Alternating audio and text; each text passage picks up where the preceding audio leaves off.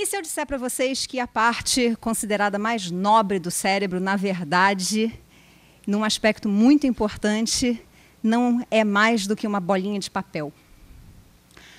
O córtex cerebral, essa parte de fora do cérebro da gente, que tem visto, aqui a gente está vendo esse córtex de cima, ele tem essa aparência, quando ele é muito pequeno, ele tem essa aparência lisa, como num cérebro de rato e camundongo. Acho que a maioria de vocês desejaria muito passar por toda a vida sem ver um rato ou camundongo, quanto mais um cérebro de camundongo. Mas se vocês vissem, vocês descobririam que ele é aquele pequenininho lá de baixo, da esquerda.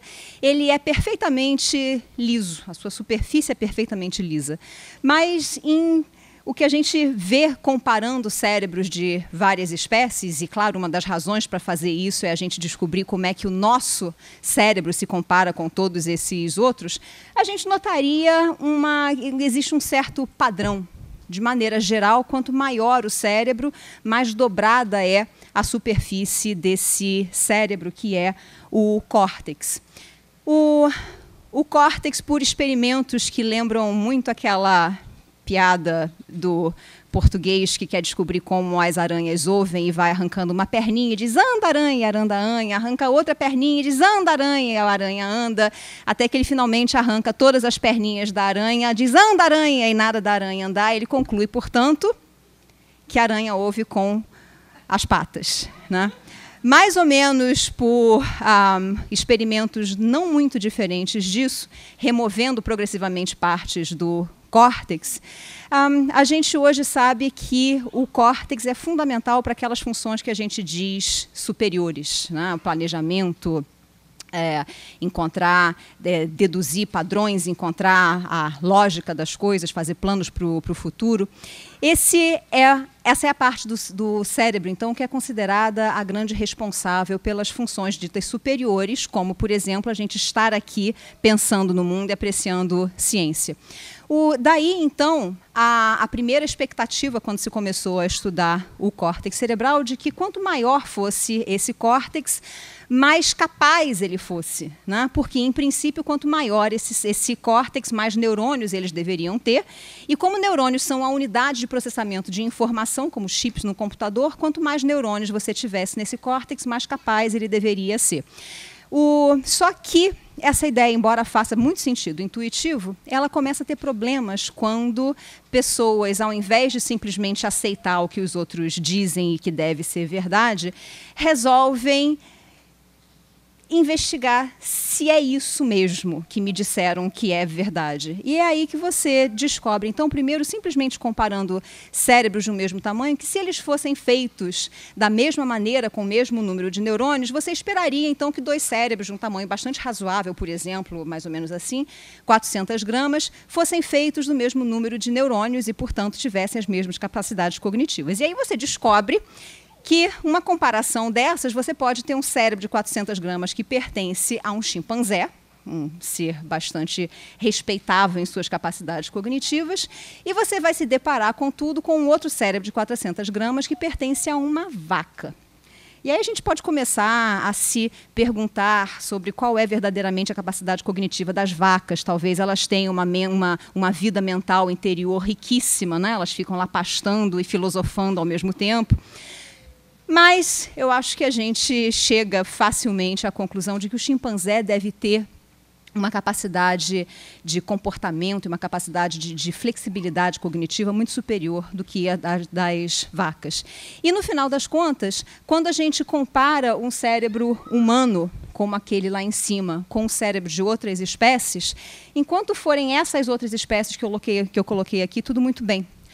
Só que algum espírito zombeteiro chamado cientista consegue botar as mãos num cérebro de elefante ou num cérebro de baleia e se dá conta, isso não aconteceu tanto tempo atrás assim, não mais do que 150 anos atrás, alguém descobriu que, baleias têm cérebros muito maiores do que o cérebro humano. E, aliás, o elefante também. O cérebro do elefante tem o tamanho do meu antebraço inteiro, cerca de 5 quilos, enquanto o nosso tem que caber dentro da cabeça, é claro, pesa não mais do que 1,5 kg, né?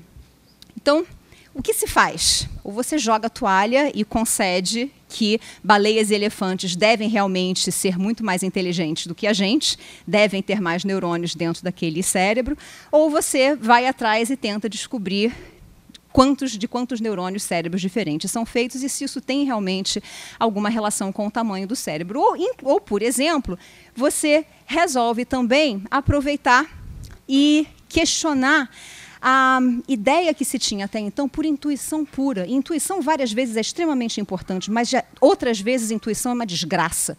Porque se a intuição faz muito sentido, se ela é muito bonitinha, muito redondinha, a gente acaba confundindo intuição com fatos e isso é um atraso enorme para a ciência. Mas, por exemplo, uma intuição que data, deixa eu ver, pelo menos 130, 140 anos, é que a razão desses cérebros todos serem mais ou menos dobrados, de uma maneira que parece estar relacionada com o tamanho, é que o que faria esse córtex aumentar de tamanho seria o acréscimo de neurônios. Quanto mais neurônios você tem no córtex, e o córtex é mais ou menos como uma folha de papel mesmo, que alguns de vocês têm na mão, uma maneira de você esticar essa folha é você puxar ela para o lado, né, ou acrescentar mais módulos, mais pedaços a ela, que seriam os neurônios, e assim você vai aumentando a superfície daquela folha, portanto, daquele córtex. Então, a ideia era que quanto mais neurônios você tivesse, maior seria esse córtex, mais dobrado ele seria. Só que aí, quando você descobre os dados de verdade, você se dá conta de que não existe essa relação entre números de neurônios e o tamanho do córtex e quão dobrado ele é. Na verdade, o que existe é uma variação enorme em combinações possíveis, né, de números de neurônios e o tamanho que esse córtex tem. Por outro lado, e sobretudo se você tem a sorte de contar com alguém que pensa completamente diferente de você no laboratório, no meu caso, como eu sou bióloga, essa pessoa é um físico que colabora com a gente há muitos anos. Esse físico olha para os números que você tem, consulta aquele repertório mental de fatos que cada um com seu desvio profissional tem na sua cabeça, olha para esse córtex e diz, mas isso é uma folha de papel. Isso é um fractal com as mesmas dimensões de uma folha de papel. E aí vem aquela hora em que você pode, conhecendo um pouco de matemática, tendo os dados e tendo uma ideia na cabeça, você pode voltar ao jardim de infância e ir para a sua mesa de jantar em casa e testar aquela ideia, que é o que vocês podem fazer agora. A ideia é que quanto o córtex se dobra, o córtex, como eu disse, é uma folha, depende de forças que, conforme forças agem sobre ele, conforme ele vai crescendo dentro da cabeça da gente ao longo do desenvolvimento, essa folha, que é o córtex crescendo, ela vai se acomodando, sofrendo as várias pressões das suas mãos. Peguem uma folha, por favor, quem está com uma folha. Se vocês amassarem essa folha, o que a gente descobre é que você tem uma bolinha que tem uma certa superfície exposta aqui, do lado de fora dessa bolinha, que é muito, muito, muito menor do que a superfície total daquela folha. Isso quer dizer que você tem uma folha, uma superfície agora dobrada, como o seu córtex. E você pode resolver, então, pegar essa folha de papel, e eu vou fazer como nos programas de culinária, você pode pegar aquela folha de papel e rasgar ao meio e experimentar amassar um cérebro que tem uma superfície menor, e você pode ir fazendo isso com folhas cada vez menores, como se fossem cérebros cada vez menores.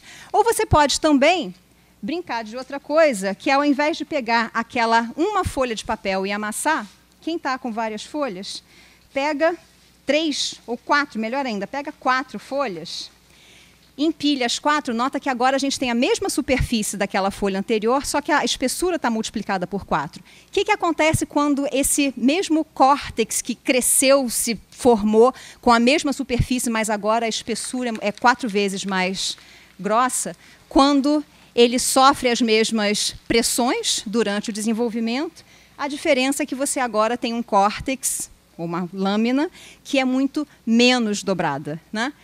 Que é desculpa, que é mais dobrada, que é o que a gente tem, quer dizer, que tem ainda mais da sua superfície total escondida dentro desse córtex, que é, na verdade, exatamente o que a gente tem quando a gente compara cérebros diferentes. Apesar deles serem biologicamente construídos de uma riqueza de maneiras diferentes, essa é a biologia da diversidade, essa diversidade segue uma mesma regra física, que é essa resposta a forças aplicadas. Todo o corpo que sofre forças, ele acaba se estabilizando numa configuração que é aquela mais estável, de menor energia, né? E assim a gente tem, então, esses corpos que são biologicamente diferentes, mas cuja diversidade está ainda e sempre limitada pelas leis da física. Eu, como bióloga, fico, claro, encantada de poder estudar a diversidade. O meu sócio, digamos, físico, fica fascinado de descobrir que mesmo a biologia tem os seus imperativos físicos, mas, no final das contas, o que a gente tem é essa diversidade que se aplica a todo mundo, que lembra a gente que nós somos todos feitos de matéria, nada mais do que matéria, e a essa matéria se aplicam as leis da biologia e da física. Muito obrigada pela atenção de vocês.